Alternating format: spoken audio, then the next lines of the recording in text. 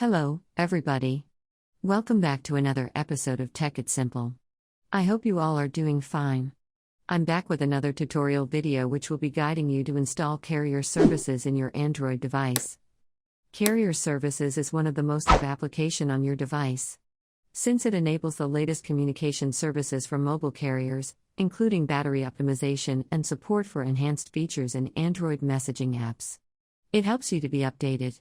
So let's just get started.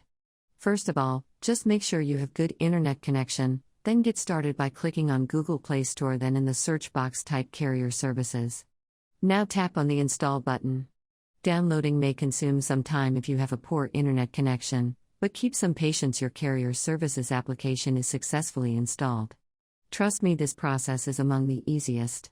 Thank you for watching the video till the end. Hope you found this video to be helpful. If you did, go ahead and give us a thumbs up. Do subscribe the channel, comment down below for any feedbacks. I'll soon be back with more tutorial videos. Till then, take care, bye bye, see you later.